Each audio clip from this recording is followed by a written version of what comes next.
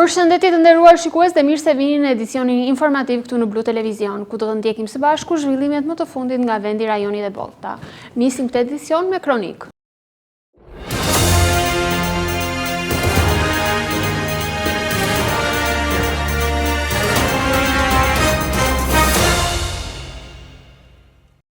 SPA ka zhvilluar një operacion të gjerë në bashkëpunim me policinë e shtetit në kuadër të goditjes së një grupi të strukturuar kriminal, duke lëshuar 20 masa sigurie ndaj personave të dyshuar si të përfshirë në veprimtari kriminale. Aksioni është zhvilluar në disa qytete të vendit, përfshirë dhe këtu Vlorën. Prokuroria e posaçme kundër krimit dhe korrupsionit SPA ka zhvilluar një aksion mëngjesin e së premtes në qytetin e Vlorës pas aksionit të zhvilluar në Tiranë, Kamës, por edhe Durrës. Mësohet nga burime konfidenciale se dy grupe të ardhur nga SPA-ku të mbështetur edhe nga drejtoria vendore e policisë së Vlorës kanë zhvilluar aksion në qytetin e Vlorës prej 7 deri në orën 10:30 të mëngjesit. Ndërkohë që sipas po të njëjta burimeve janë kontrolluar disa banesa sipas edhe urdhrave të nxjerrë nga prokuroria e posaçme kundër krimit dhe korrupsionit, ndërkohë që personat në cilën ishin në kërkim apo të shpallur kërkimin nga SPA-ku nuk janë gjetur në banesat e tyre. SPAK ka zhvilluar një operacion të gjerë në bashkëpunim me policinë e shtetit në kuadër të goditjes së një grupi të strukturuar kriminal, duke lëshuar dhe 20 masa sigurie ndaj personave të dyshuar. Aksioni është zhvilluar në disa qytete të vendit, Tiranë, Durrës, Kamës, por edhe në qytetin e Vlorës. Në qytetin Bregdetar, operacioni ka nisur në orët e para të mëngjesit të kësaj të premte, prej orës 7 dhe ka vijuar deri afërsisht në orën 10:30. Sipas informacioneve paraprake, në terren kanë operuar dy grupe hetimore të prokurorisë së posaçme, të mbështetura dhe nga efektiv të drejtorisë vendore të policisë së Vlorës. Gjatë operacionit janë ushtruar kontrolle në disa banesa dhe ambiente të tjera, me qëllim lokalizimin dhe kapjen e personave të shpallur në kërkim. Burime paraprake bëjnë me dije se gjatë kontrolleve nuk janë gjetur personat që ishin në objekt i masave të sigurisë apo të shpallur në kërkim, ndërsa vijojnë verifikimet dhe kërkimet nga SPAK. Deri më tani nuk ka një reagim zyrtar nga SPAK lidhur me detajet e operacionit, ndërsa pritet që në ditët në vijim prokuroria e posaçme të dalë me një njoftim zyrtar për rezultatet, personat e përfshirë dhe veprat penale, por edhe kontrollet e ushtruara në disa qytete të vendit, mes të cilëve edhe Vlora. Nisur në qytetin e Vlorës me bujë të madhe, harohet projekti i pastrimit të kanaleve kulluese në territor. Puna për realizimin e tij nisi nga zona mbi Spitalin Rajonal të Vlorës, aty ku krahas pastrimit të kanalit kullues u shembën edhe disa godina. Por kaq, aktualisht asnjë veprim. Në nisje të këtij viti në muajin janar, në qytetin e Vlorës nisi me bujë të madhe një projekt ky i cili kishte për qëllim pastrimin e kanaleve kulluese në territor. Puna për realizimin e tij nisi nga zona mbi Spitalin Rajonal të Vlorës, aty ku krahas pastrimit të kanalit kullues u shembën madje edhe disa godina. Puna nisi me ritme, por nuk u vazhdoi e tillë. Momentalisht, punimet për pastrimin dhe rehabilitimin e një prej kanaleve kryesore në Vlorë prej fundit të muajit mars qëndrojnë pezull. Prej afro 2 muajsh, aksioni për pastrimin e kanalit kullues që vjen nga zona mbi Spitalin e Vlorës, duke përshkruar disa lagje të qytetit e për të derdhur më pas në hidrovor, është lënë pezull. Firma e cila ka marrë përsipër realizimin e këtij projekti të Bashkisë të Vlorës ka pezulluar punimet pas një informacion. Siç mund ta ndiqni edhe nga pamjet pas shpinës time, blloqet e betonit në shumë vende janë hequr nga sipërfaqja e kanalit, por më pas nuk është zhvilluar asnjë punë.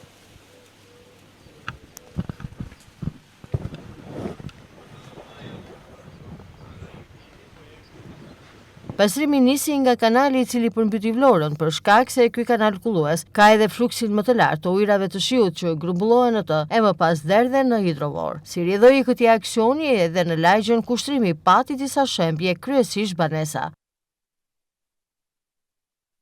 Gjithashtu edhe në zonën pranë policisë, blloqet e betonit janë hequr nga sipërfaqja e kanalit e janë lënë në trotuare kudo duke penguar kalimin e këmbësorëve dhe automjeteve. Nuk dihet nëse puna do të vijojë apo edhe pse është ndërprer. Në kanale të tjera kulluese në qytet vlen të theksohet se ky projekt ende nuk ka nisur. Ky aksion nisi me shumë buje e promocion nga Bashkia e Vlorës, por deri më tani nuk është bërë asgjë duke rezultuar një tjetër flusk sapuni. Trafiku rrugor vijon të mbetet një problem shqetësues për qytetin e Vlorës. Sipas qytetarëve vlonjat, dukuria jo vetëm ka marrë zgjidhje, por është rënduar shumë, ndërsa kërkojnë një shtim të parkimeve dhe kontrolle të shpeshta për ata që shkelin kodin rrugor.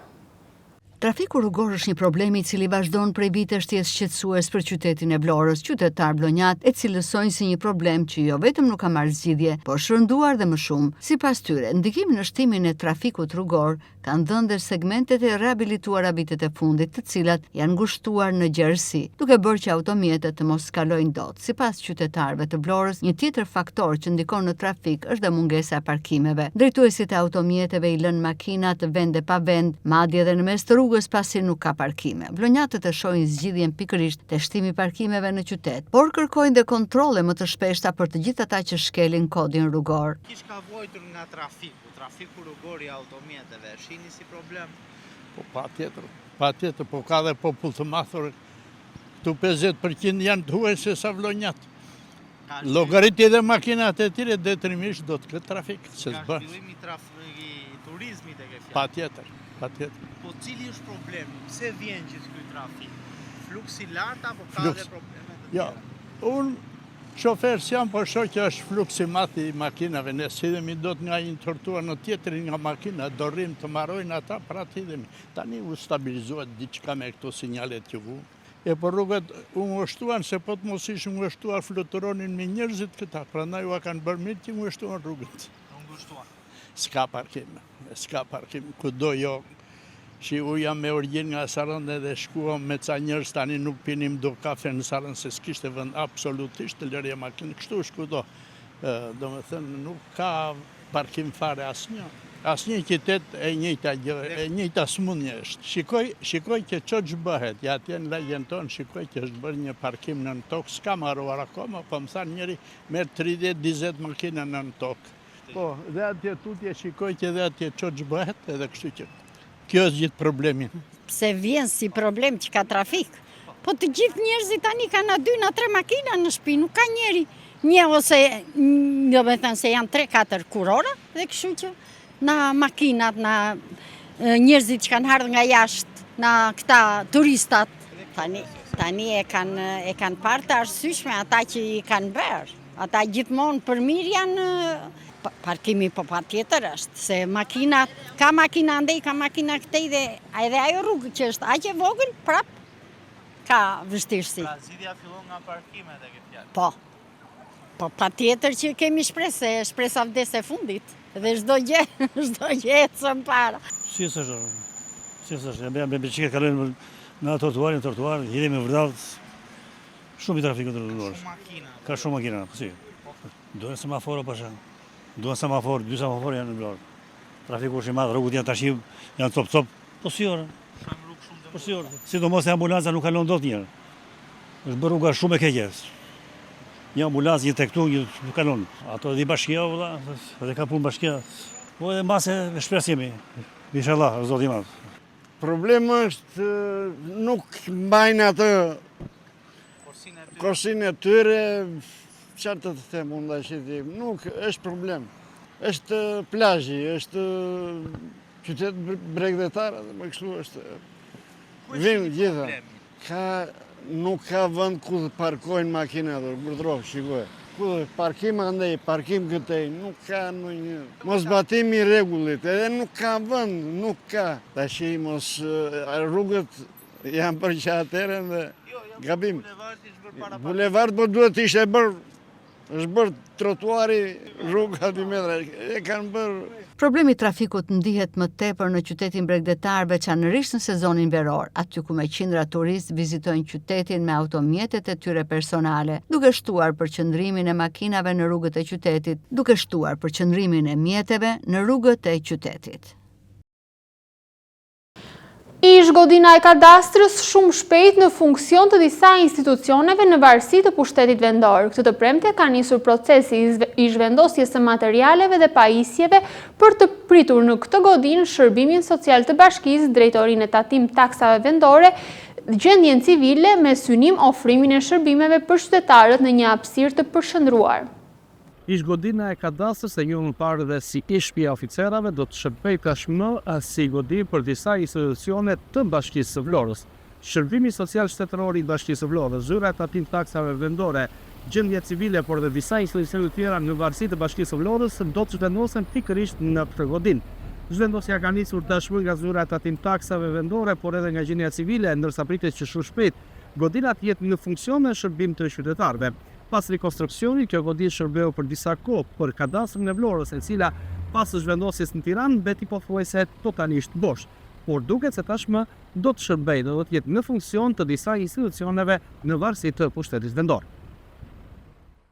Ish godina e kadastrës e njohur më parë si shtëpia e oficerëve do të vihet tashmë në funksion të disa institucioneve në varësi të pushtetit vendor. Shërbimi shtetëror social në varësi të bashkisë, drejtoria e tatim taksave vendore, gjendja civile, si dhe disa institucione të tjera lokale do të ushtrojnë aktivitetin e tyre në këtë godinë. Prej ditës së sotme ka nisur procesi i zhvendosjes së materialeve dhe pajisjeve me qëllim që brenda pak ditësh, duke filluar nga java e ardhshme, të gjitha këto shërbime të jenë të aksesueshme për qytetarët në ambientet e reja. Pas rikonstruksionit, godina u përdor për disa vite nga kadastra. Megjithatë, pas zhvendosjes së këtij institucioni, ambientet mbetën të pashfrytëzuara dhe pas një funksion të caktuar. Tashmë godina do të rikthehet në shërbim të komunitetit, duke pritur një sër institucionesh në varësi të pushtetit vendor, të cilat do të ofrojnë shërbime të ndryshme për qytetarët në një hapësirë të përqendruar dhe më funksionale.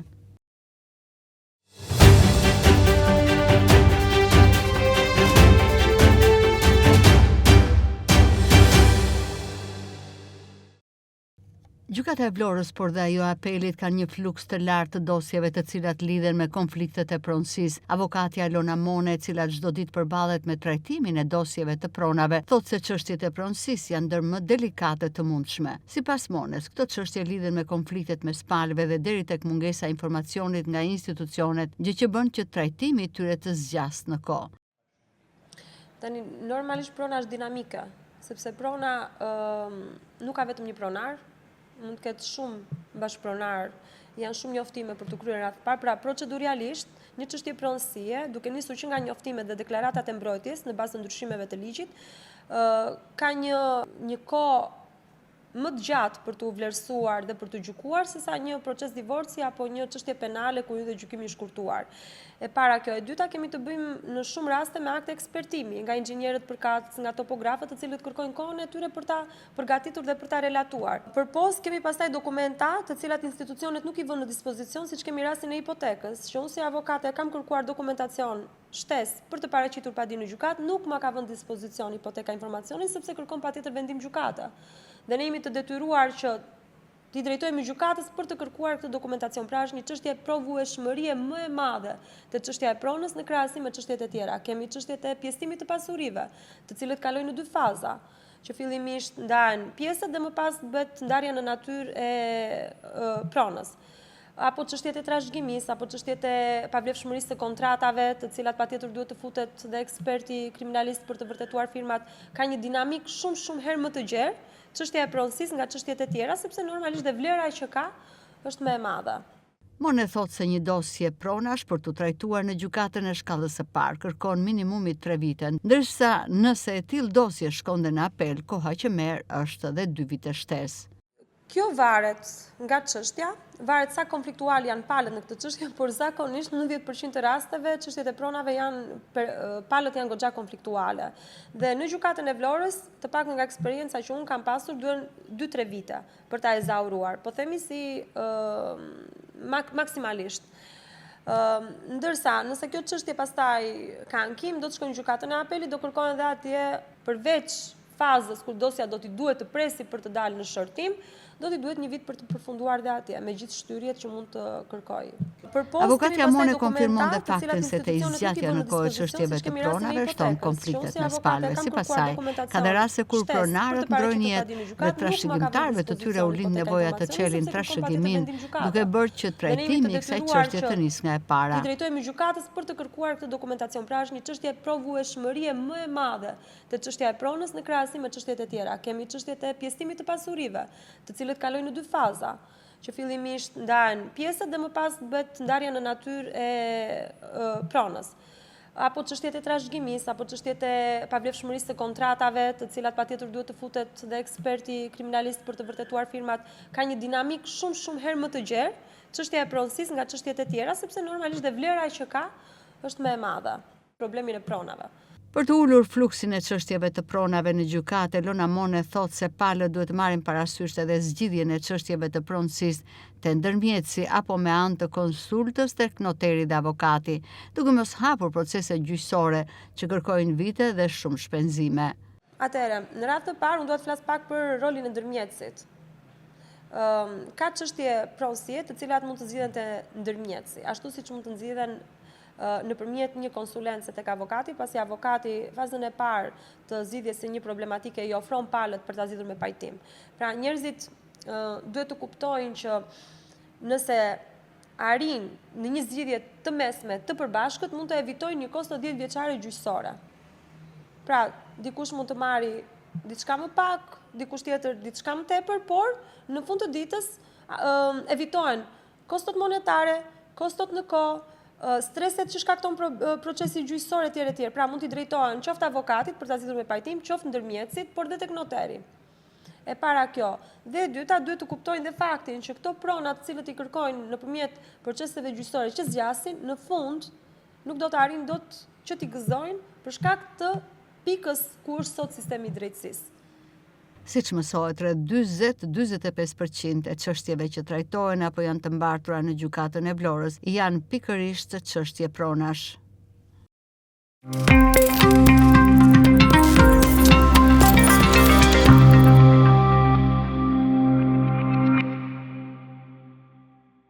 Turizmi vijon të jetë një nga motorët më të fortë të ekonomisë shqiptare dhe gjatë këtij viti, si për flukset turistike, njerësh edhe për të ardhurat që injektojnë në ekonomi prej tyre. Sipas të dhënave më të fundit të bilancit të pagesave të Bankës së Shqipërisë, vetëm gjatë 3 mujorit të parë të këtij viti, turistët e huaj shpenzuan mbi 1 miliard euro në Shqipëri. Krahasuar me të njëjtën periudhë të vitit 2025, të ardhurat nga turistët u rritën me rreth 14.8%, ndërsa në raport me vitin 2024 rritja është edhe më e lartë me rreth 27%. Referuar të dhënave zyrtare të Bankës Qendrore, bilanci neto i turizmit mbeti pozitiv me 362.9 milion euro, duke u rritur me afro 23% krahasuar me 3 mujorin e parë të vitit 2025. Ky është një nga rezultatet më të larta në muajt e parë të vitit, duke treguar se turizmi po sjell gjithmonë edhe më shumë valutë në ekonominë e vendit tonë. Në total, shërbimet e udhëtimit përfaqësuan rreth 62% të hyrjeve valutore nga eksporti i shërbimeve dhe rreth 75% të shpenzimeve të kësaj kategorie, duke mbetur kompetenti dominues i bilancit tregtar në shërbime. Këto të dhëna tregojnë njerëz se Shqipëria po konsolidohet si një destinacion që tërheq një numër në rritje vizitorësh, jo vetëm gjatë sezonit veror, por edhe gjatë periudhave të tjera të vitit.